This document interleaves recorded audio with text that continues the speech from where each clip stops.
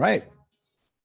What is up, everybody? How are you doing? It's great to see you. I see we've got a few people showing up here. I also see we had it was weird because I'm not sure if any of you guys saw the first email blast that went out, but for whatever reason, the link is the same exact link, but it went out. It was corrupted. People would click on it and it wasn't working. So that stuff happens, I guess. Anyway, thank you for showing up today. So just to kind of give a little bit of a introduction, go through some house cleaning, and then we'll get into the training, because I feel like today's training is actually going to, it's a lot. You know, it's when you start talking about the psychology of sales and all that kind of stuff, it can get overwhelming. So we'll get into that as soon as we can. First and foremost, so we do trainings every week. If you are on this call and you're new to Patient Stream, every Tuesday we do a general onboarding call. Now that could be for brand new people that are trying to set up their software, but that's also for people coming in and trying just to say, hey, you know, it would be cool for us to just go through some of the basics. Even if maybe you went through a white glove, okay, maybe you had that experience, like come on. And it's always good to refresh yourself and go through some of those foundational, features and things like that. And then on Wednesday, we do something called featured features. And featured features is because our software does a lot of cool stuff. We want to make sure that every single week we cover a training that just goes over one of them. Okay, just get you a little bit further down the road in using the software, whether you're trying to reactivate patients, or maybe you're trying to get more reviews, or maybe you're trying to make your, the follow-up process that we give you, maybe you're trying to make it more robust by adding in some voicemail blasts or some messenger, whatever it is. Featured features is where we cover a new feature every week, okay? And then the Thursday trainings, which you're on today, these are trainings that I do. And these trainings are kind of whatever I want to cover, quite frankly. And the reason I do a Thursday training is to share a lot of the marketing and sales knowledge that I have had from, my consulting career, my marketing career. And we come here and we just share freely. We're very transparent. Okay. This is also where we go through new funnels, new ad campaigns, new features that we're rolling out. So you may have seen in the Patient Stream users group that Jacob posted, I think yesterday, an announcement that we're going to be offering Facebook lead gen campaigns, which that in and of itself is going to be so awesome. It'll offer the ability for people to go in, not worry about a pixel, not worry about editing anything, just go in, click, and it'll launch a lead gen campaign. I think a lot of people will like that. Okay. It's not, as a marketer, I don't want only to be able to do lead gen campaigns, but maybe as a business owner, hey, I mean, literally you can launch a campaign and not think about it and have it done in about 30 seconds. So that would be pretty cool.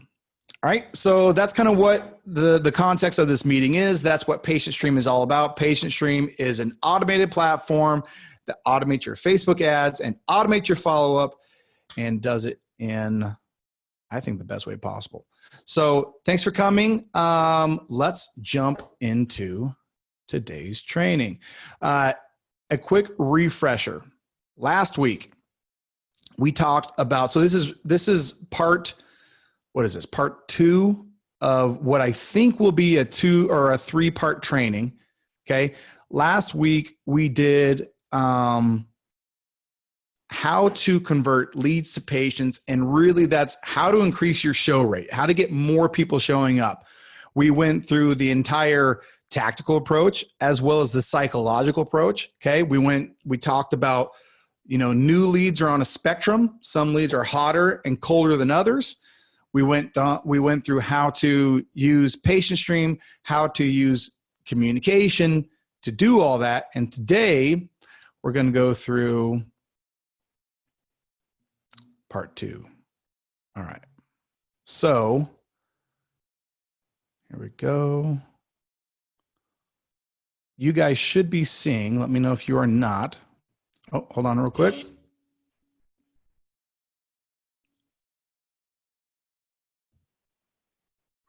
Okay. You should be seeing.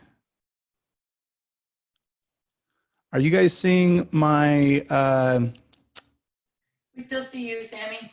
you still see me? Let's see here.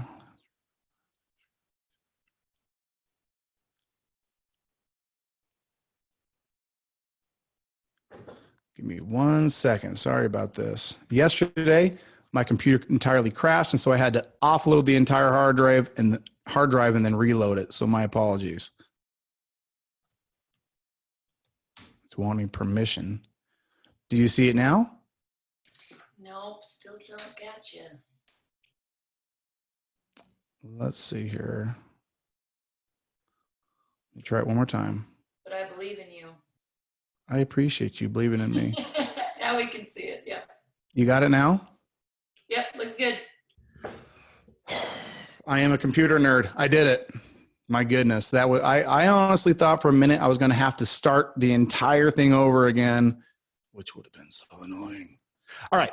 So today we're talking about persuasion and new belief. Okay. And really in your terms, a lot of you doctors consider this particular part of the training day one. Okay. If you want to think about this as day one, that's totally fine.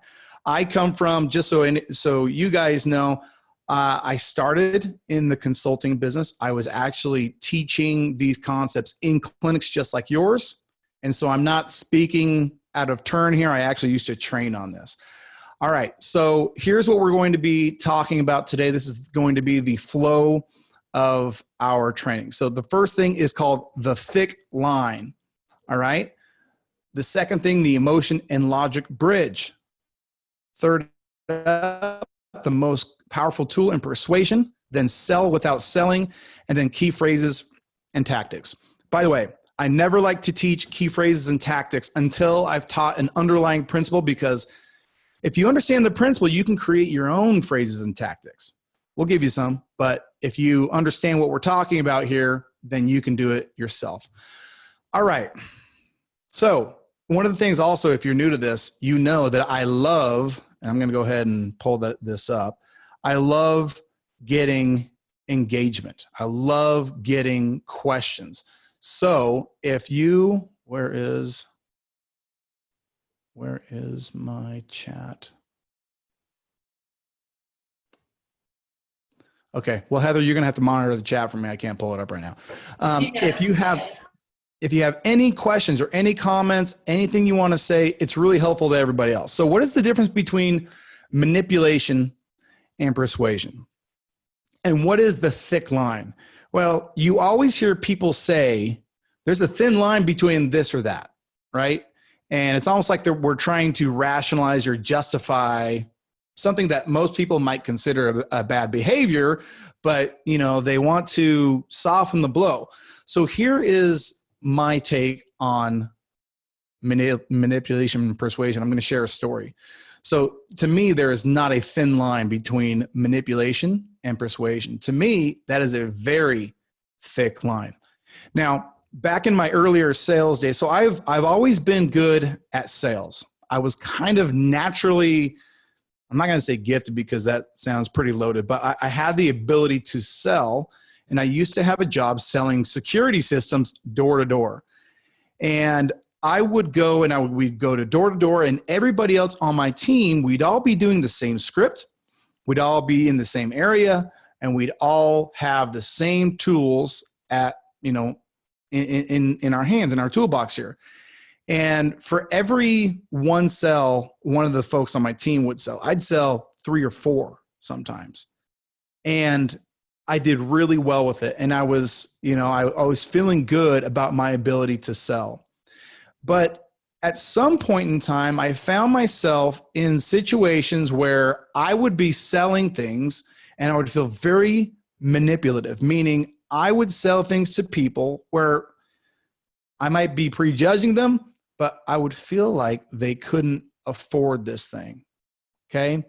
And they might say, yeah, we can afford it. No, whatever it is. But I had in my head, I felt like I'm not, there's something I'm doing that I don't feel good about. And I was young. And so when you're young, sometimes you justify your own behavior. And I remember one day I knocked on a door, and it was in a more poor area. And we always justified, hey, the poor areas are where they need it the most, which is, I mean, if you look at crime maps, that is absolutely true, but it's also where they can't afford it. And so I remember knocking on a door, and this gal coming to the door, and she was, poor, and obviously, and she had like a boil on this side of her face. And she, and just her living conditions weren't great. And I'm going through my sales pitch. I'm going through the whole thing, and I close her, and I sell her a security system. And as I'm walking out the door, I have the contract in hand. I'm walking out the door, and I asked her name was Yolanda. I'll never forget her name. I asked her, Yolanda, can you afford this? And she said, no, I can't. I ripped up that contract. I threw it away, and I never went back to that job ever again. And I told myself, I am done with sales. And at that point in my life, I threw sales into the evil occupation bucket. And I think a lot of you may feel this way. Okay. And I think that one thing, and the reason the thick line is first in this training is because today I do sales, and I feel very good about how I do them and what I do them for. Okay. So manipulation, instead of using tactics, and instead of using, neuro-linguistic programming, if you want to call it, I mean, that is a thing. Instead of getting somebody to do something for our benefit, persuasion is the art of seeing the benefit of something we provide, the benefit of that thing in their life. Okay. Because a lot of times people get in their own way. And that leads me to this question. Okay. And you guys have all seen this in your practices. How many fixed ideas do we as people hold on to that actually hurt us? Okay. How many things do we have that hurt the way we live our lives? You have patients coming in every single day that will minimize symptomology just because, it's a fixed idea that if I have headaches, I just get headaches. If I have knee pain, I just get surgery. Okay. If I have weight issues, there's nothing that can be done about that. That's just part of me. These are fixed ideas that do nothing good at all to help us. And my journey from thinking that sales was an evil endeavor to thinking that sales is the greatest thing invented for making people's lives better, it was a long one, but it started out by understanding this. You do have a moral obligation to sell a solution when people actually need it, okay? And I don't know, you guys know me. I can never cite where I get stuff. I didn't make this up. I heard this somewhere. I'm like, yes, that is correct. That is absolutely right. So somebody who was right said you have a moral obligation to sell a solution to those who need it, okay? So I want you to take that word sell, and I want you to understand that there's a context where there's the used car salesman, or there's the Sam, the young Sam who's selling to Yolanda. And that is not what we're talking about today. I'm not going to expose the evil arts of manipulation.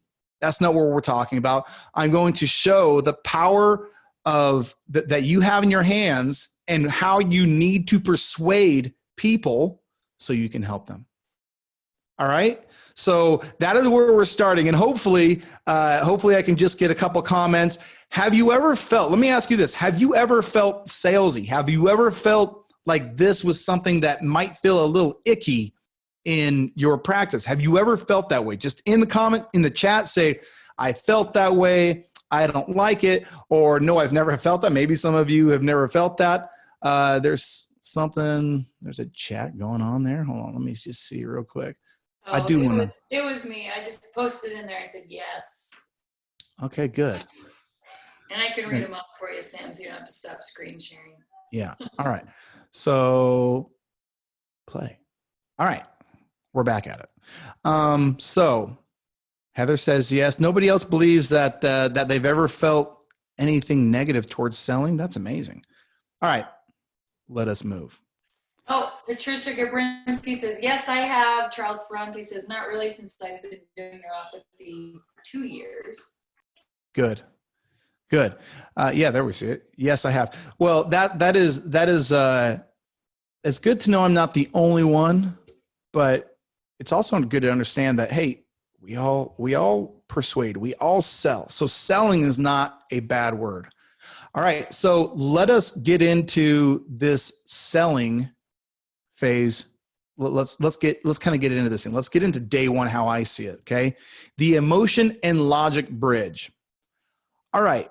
In this picture, you see two cars. They look fairly identical, don't they? Well, one is a Lexus and one is a Toyota. Okay. And did you know there's a lot of cars like this? That they're effectively the same car, yet one of them is way more expensive than the other. I didn't have, now that I'm doing these slides, by the way, my entire presentation was wiped last night. So I created this late last night and I had the price points on, but the Lexus is a lot more expensive than the Toyota Avalon, right? Well, why is that? Okay, why do people buy a Lexus when the Toyota Avalon is effectively the same thing? I mean, it's got the same features. I mean, you can get high levels of trim in the Avalon. It's an amazing car. Why is it that that the Lexus would sell at all? Okay, what is the okay? Why do people do that? It doesn't make any sense. It makes no sense at all. Okay, here is kind of what the buying cycle looks like. Okay, now I understand that we're selling health services, so you might think we're talking about luxury goods, but I assure you the emotional aspect of your business is 100% true. People decide to buy based on emotion first. Then they use logic to justify their decision. I mean, when people go and buy a Mercedes and they say they're buying the Mercedes because it gets the best gas mileage or it gets they cite a logical feature. They come up with some kind of story that says, hey man, this is why I had to buy this thing. The reality is subconsciously they loved the way that Lexus or that Mercedes made them feel. So then their subconscious had to find something to justify that choice because it's more money. That doesn't make sense. That's not pragmatic. Okay. So they had to find a way to justify this. And we all do this. We all make our decisions this way. We all start that journey of buying, of making the conversion decision with our emotion first. Okay. That is absolutely where everything starts. Okay. So when people come into your clinic, the real question is how do we invoke emotion? Or maybe even better, how are we invoking logic too early so it's hurting us? Have you ever gotten onto a phone call, maybe a lead coming in and you're doing like a mini consult on the phone? Have you ever gotten on a phone call and you just techno-babbled your way out of a sale? And what I mean by techno-babble your way out of a sale is you talked so much about how awesome your thing is and the technical aspects that are going to solve the problem, and then the person didn't show up. The person lost interest. Has that ever happened to you? Leading with technology or with what we call techno-babble or with logic first can ruin your sale faster than anything else. So understanding which emotions to invoke, how to invoke them, and the bridge from emotion to logic is extremely important. Okay. So before we kind of move into the tools that we can use to evoke emotion, we need to understand that that is our primary driver on day one. Primary driver is emotion. Now, not like happy and sad. We're not talking about emotions. Like, we're talking about a subjective experience. Okay. So day one is all about that emotional bridge. So the logic can help do the final push. All right. The most powerful tools in persuasion. If you don't like selling, you're fine. If you feel like anytime you start sharing why your thing is so awesome, why your approach is better than other approaches, for it only to fall on deaf ears, this is going to be, this should be your most favorite thing, your favorite thing you've ever heard. Now I'm going to put up a funny picture here. Okay. Why is this picture funny? Well, the reason I have a picture of cavemen is because one of the things that you need to understand when it comes to stories is that stories are your most powerful tool in sales, because at our very DNA, this is exactly how we conveyed new information, how we got people to follow us, how we persuaded people. Okay. It was all about stories. This goes back, again, we are programmed. There's some things that are so deeply seated in our psychology that we can't reason them away. All right. And one of the things that we have to understand is story is the most useful tool in sales ever. And by the way, I want you to remove the idea of what a story might be. A story could be a very long story. Okay. It could be, hey, a movie is a story, right? A story could be a metaphor. Okay. A story could be a word. In fact, I remember I was teaching a copywriting class once, and I had a student come up to me afterwards and said, I have never understood copywriting as well as I did today based on one phrase you said. I said, what was that? He said, you said, what is the difference between the word walk and taking a stroll? The visual component of walking and taking a stroll are completely different. They're both words. And taking a stroll is in and of itself a story, because it gives you a visual representation of what that person is doing. Okay. So let's talk about why stories. Let's deep dive this a little bit more. Okay. So the right story can deliver new information way faster than anything else. If you're teaching, in this group, okay, in Patient Stream, we're talking about a lot of niche conditions, new approaches. We have new stuff coming out for plantar fasciitis. We talk about pulse wave therapy. We're going to talk about class 4 laser. We're going to talk about all these cool new approaches to solving problems that are going to be foreign to people. All right, they're going to be foreign to people, and because they're foreign to people and unfamiliar, they're not going to have the weight and the value that they deserve. Right? And so if you understand how to use stories can convey information like that way easier, way quicker. And we're going to give you a couple of examples here in just a minute. So this is not abstract. Okay. Stories add meaning to new information, context. Okay. Context for why you would need, when people understand, when I'm sharing with people what Patient Stream can do, how it can replace what an agency did previously with automation. That is, some people haven't used an agency first. And second, they don't quite grasp and understand. So to share a story, like, hey, here's how we came up with it. Here's why, we were a traditional agency.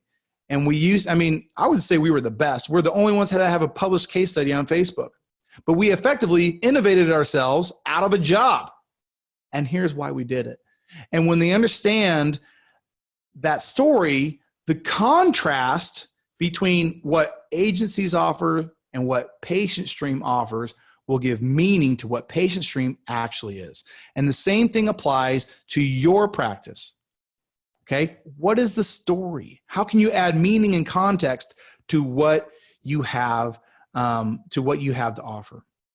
Okay, stories carry truth. Listen, you can use this for good or evil.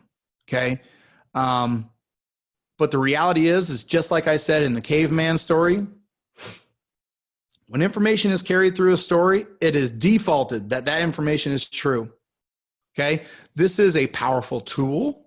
You should understand that, with all this stuff, when you learn this, you got to use it wisely. You can't just go out and, you can manipulate people, obviously, but that's not what we're here to do. You guys are here to help people. But stories carry truth. All right. So if you need somebody to maybe look at an opportunity through a new lens, because people come in with fixed ideas, with preconceived notions, and that is hurting them. Your job is to get in front of that. How do you do it? Good stories, whether they're short, medium, long, will help you do that. Let's give you a couple of examples. So many of you here are chiropractors or are familiar with chiropractic. It's very common when people say, I don't understand why chiropractic is so important. Well, it's kind of like you've got, and we actually call it a kind of like bridge. If you use the phrase, it's kind of like, what happens after that is a bridge. It takes us from, we don't understand something to now we understand something. It's kind of like if you were to kink a hose, the amount of water that would flow through would be a lot less than the amount of water that if the hose is, clear, if it's not kinked. And by sharing that story, you're going to convey that information without any confusion. And clarity is the biggest enemy of conversion. I'll tell you that right now. You want your conversions you want to find out why your conversions are low. It's probably because somewhere in your process, you're creating mass amounts of confusion. All right. So clarity is a key to conversion. Let's get another example of a story. What about that story I shared about Yolanda? At the risk of sounding like a jerk, I shared a story that I'm not proud of. Now, luckily, I have changed my ways and I went through a whole journey of how I came to be where I'm at today. But I shared the story about Yolanda to share that today we're not talking about manipulation. And we're going to talk about what I'm going to share today is going to be like true facts and a really healthy approach to persuasion. And I hope that you guys felt that. I hope you understood that that is a sincere thing and it's not manipulative. I wanted you to understand that when I teach sales, I teach it from a perspective of experience. Okay. I've had experience with it. I've done it wrong and I know how to do it right. Okay. Hopefully that is something that you guys can all appreciate. All right, let's keep going. All right. How to sell without selling. Let me get a drink real quick. All right. You guys liking this so far, by the way? Are you learning anything new? Is this information helping in that process? Charles is raising his hand. I don't know if he's got a question or if he's just saying yes. Wonderful. Yeah. Thank you, Samantha. How to sell without selling. Again, this sales process comes, if I were to tell you, hey, you're a brand new employee, your job is to sell, people are going to be, oh, geez. Because modern commerce puts selling in such a negative light, which selling is an amazing ability to like keep the economy going and grow. But how do you sell without selling? Well, let me ask you this. What is the difference between a salesperson and an expert or a professional? What is the difference? What is the key difference? Any guesses? Throw them in the chat. Let me know if you have any guesses.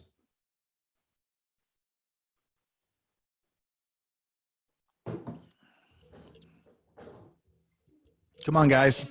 Let me. If this is not something that is engaging at all, we can do a Q&A or something. But it seems to me like maybe we've got some sleepers here. What is the difference? Is there a difference between a salesperson and an expert?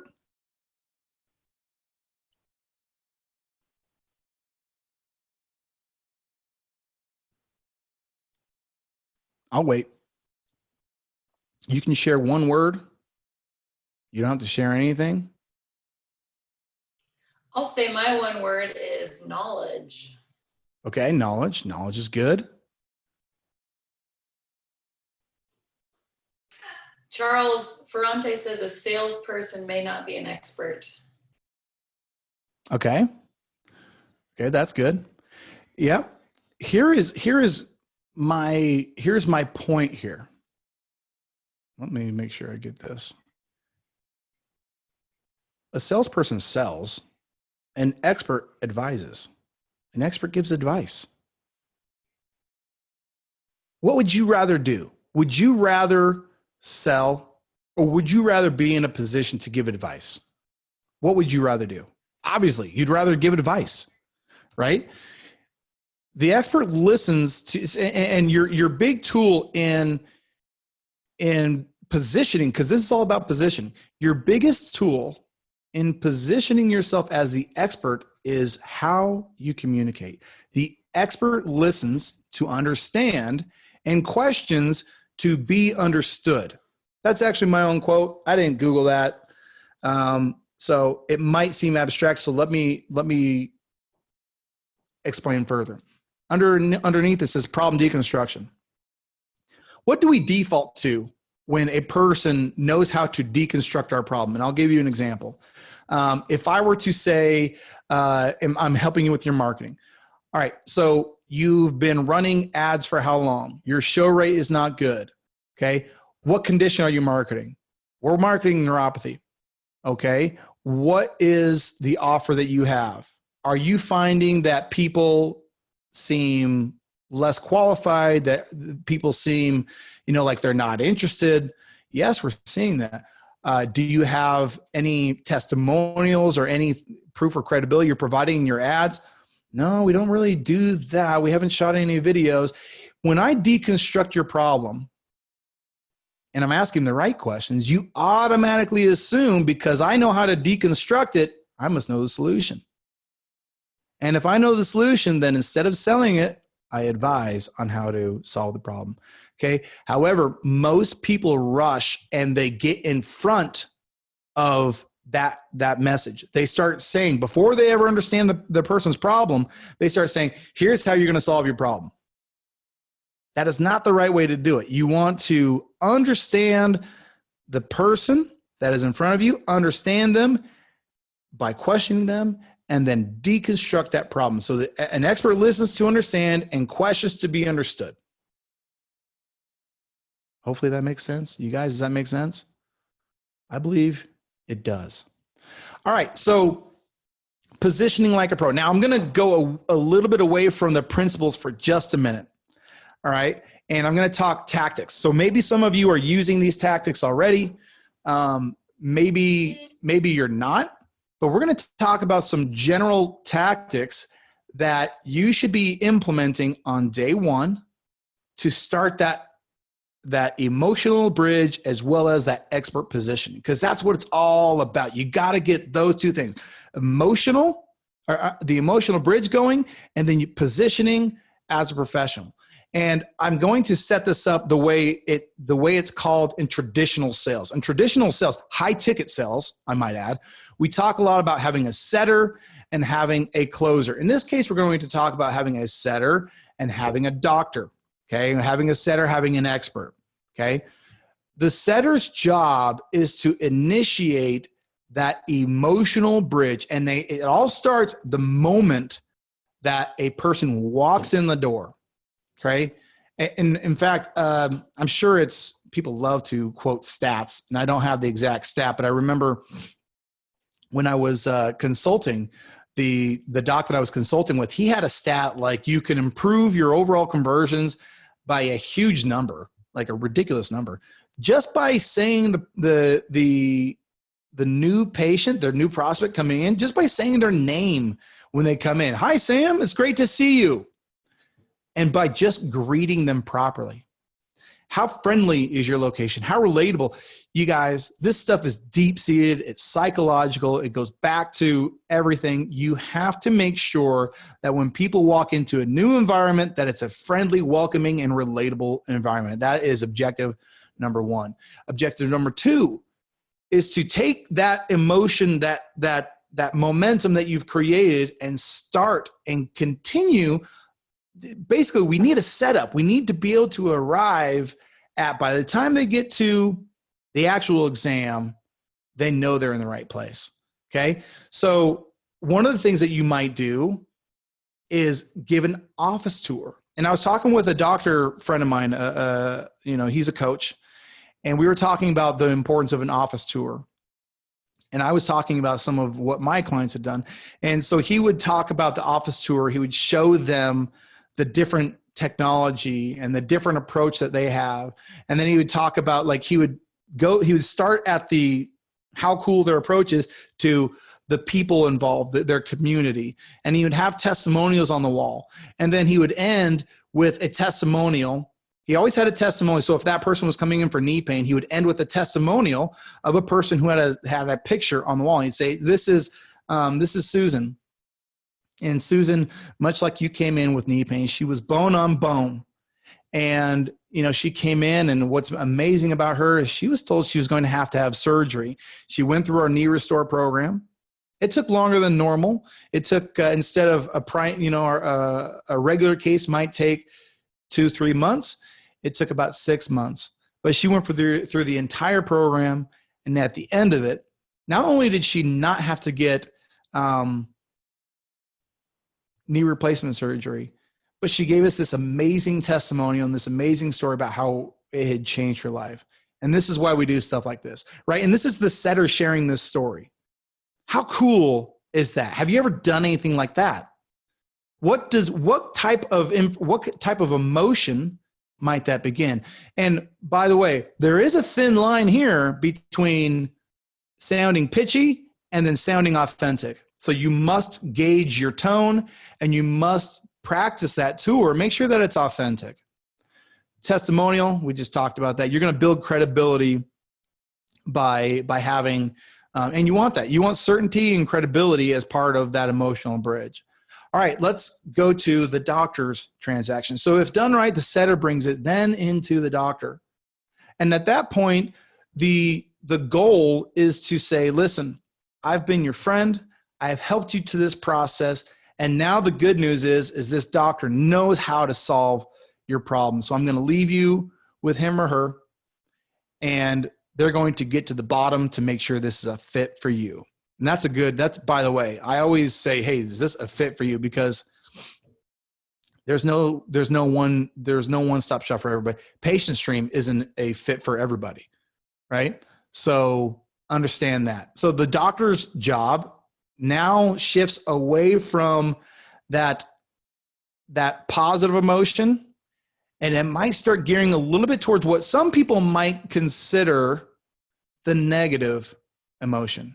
And negative emotion is not a bad thing. Negative emotion is also negative emotion is a tool. It's a tool to help people, and we'll talk about that here in a minute. So deconstruct the problem, don't solve it. We just talked about that in the previous slide. Expert consult. Turn the P into pumpkin. This is not mine. My buddy Andrew Wells shares this, and we used to call it maximizing, minimizing. I like turn the P into pumpkin because it's kind of like a story, and I feel like people understand stories more quickly instead of the term maximize and minimize. That's a good example of story, by the way. Turn the P into pumpkin. People will minimize or reduce the impact or the severity of their problem down to a small little P.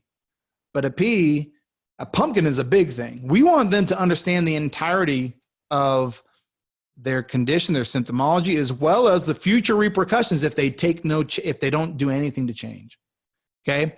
And an expert consult will do this tactfully, will allow people to discover in their own minds why something may be damaging to them. And so long as you have, we're not doing this to be cruel or mean, and I think that is implied, but turning the P into a pumpkin is a very important process of making sure that that person understands that they do have a problem.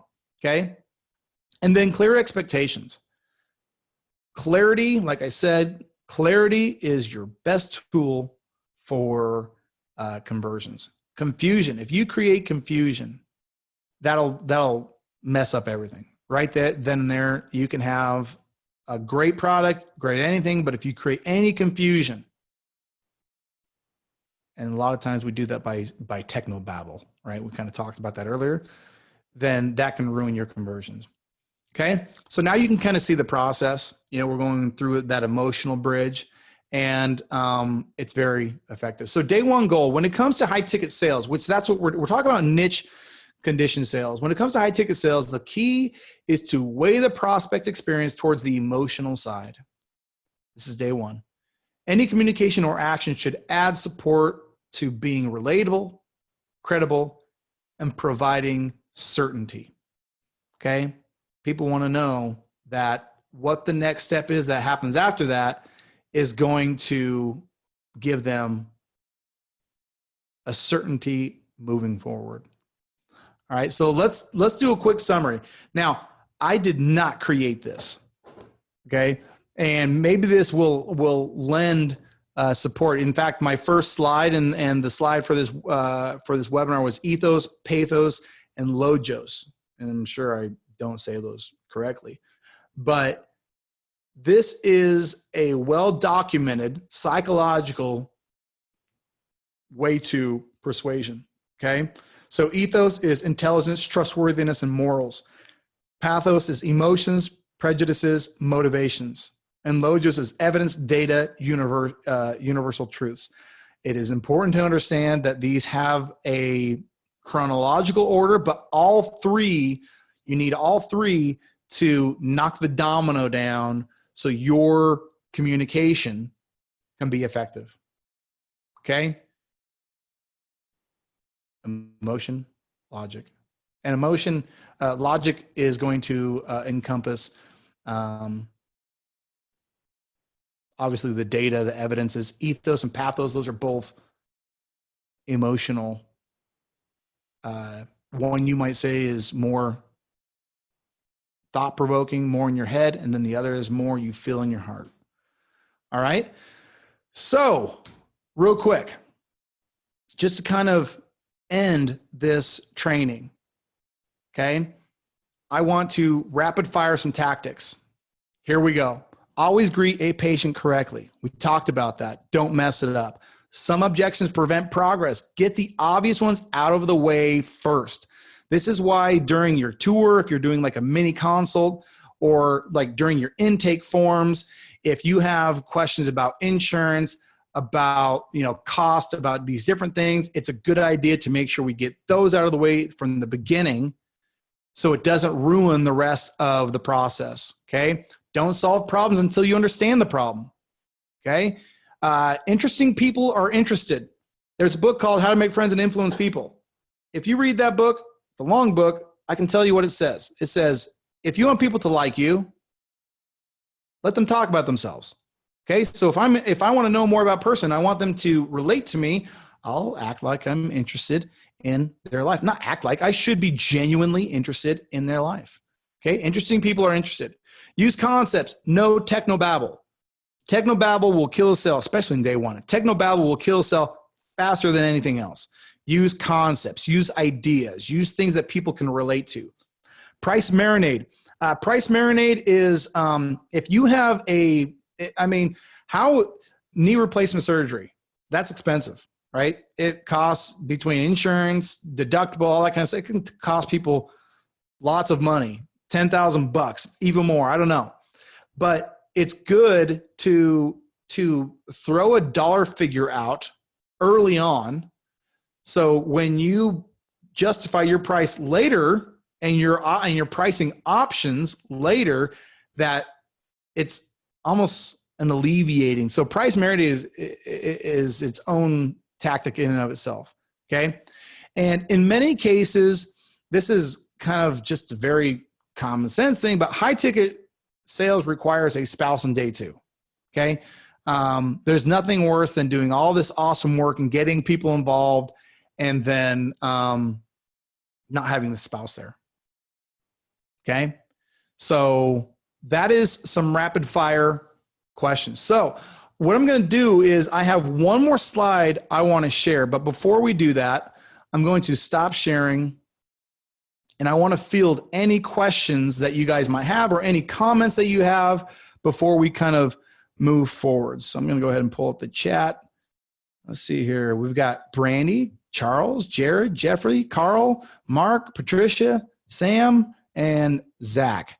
So are there any things you want to add to this? Any questions that you have about this process? Are you doing something similar to this already? Did you learn anything? Let me kind of know. Or if you want to, even if you want to come on, I'd be happy to, if you raise your hand, I'd be happy to bring you on. If you have anything that is really just kind of noteworthy, I suppose.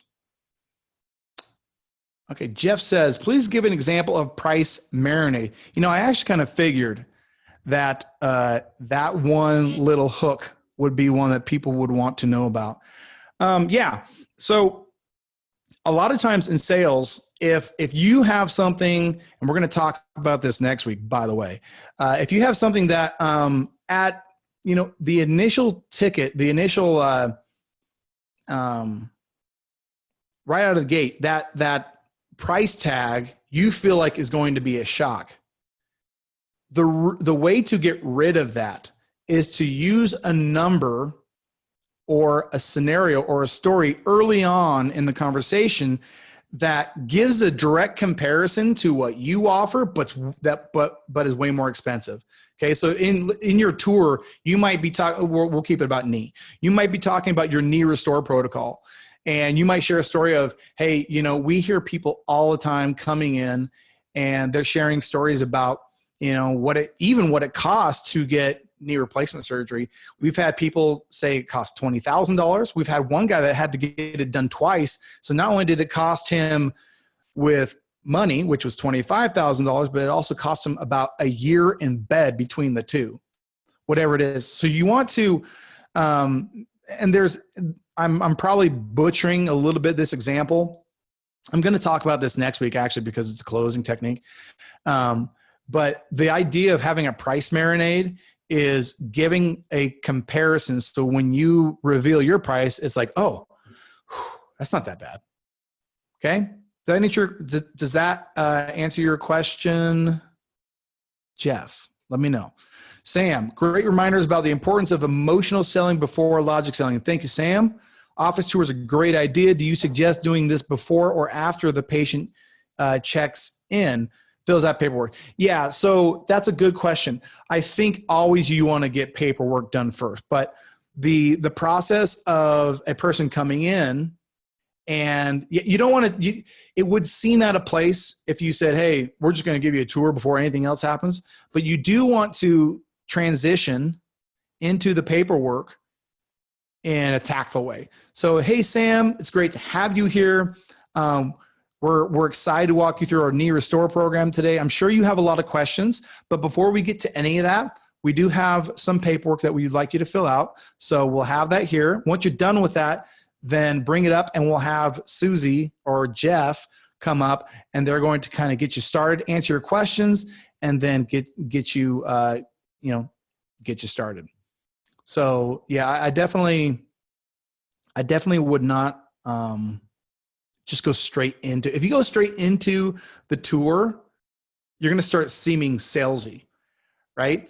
The art of taking things away and cadence or speed will make it so you're not trying to sell, right? And that's when I said, make sure this is the right fit for you. What I was sharing was in the sale, your approach should not be a fit for everybody. If it is, then it's probably not that specialized of an approach, right? Why do people specialists? And who makes more, a specialist or a generalist? A specialist always makes more, right? So yes, you do want to seem 100% natural. And so you want to make, What's natural? Natural is making sure you have the information to do your job. And that's the big problem also that a lot of people make is they start talking about their solution before they ever understand a problem. And because they do that, it seems salesy. So isn't that interesting? You can say the exact same script in the context of understanding and deconstructing a problem if you say it after and sound like an expert, or you can say it before and sound like a salesperson. Pretty crazy. Good questions. And thank you for your comments. Now I have, and anybody else have something they want to share? I'm going to go ahead and share my slide. Go ahead and throw it in the chat if you'd like. I'm going to go ahead and share this one thing before we conclude. And this is something that a lot of people struggle with. All right. Before we go, I want you to ask yourself, and you know this about yourself. By the way, I know this about myself. I was in this position one time. Are you scared of money? And I know that sounds like a ridiculous question. That seems absolutely ludicrous. Why would anyone be scared of money? You would be surprised. A lot of people have psychological, deep-seated issues with making money, with charging money. Like, for example, let's say that your cost to do I'm staying with knee. Let's say your cost to doing a knee protocol is $1,000, but you charge $5,000. Well, that's $4,000 of delta that is not profit, but everybody looks like it's profit. And so you're like, what's the least I can do this for? Why do people jump to that conclusion? Are you scared of money? This is one. So next week, we're talking about closing. Now, I don't like calling day two. I don't like calling it closing. However, common vernacular, the art of conversion is called closing. So we're going to talk about the psychological tools, the morality behind it, and some really ninja ways to make it. You know how we're selling without selling, closing without closing. We're going to talk about how some of our clients, my clients, have done it and how I do it. So I'm not doing a close at all. I'm giving options, and this is going to be at the start of it. So I want you to come into next week. I'd love to have you guys next week because some of the stuff we're going to talk about will blow your mind. You haven't heard it before, guaranteed. And yeah, it's going to be awesome. So hopefully this has been helpful. If you have questions, you can still absolutely ask right here. Okay, so no more additional questions. If you have any questions, I'll stick around for just a minute. But thanks, guys. Appreciate it. Thanks for coming. And don't forget, next week, it's going to be insane.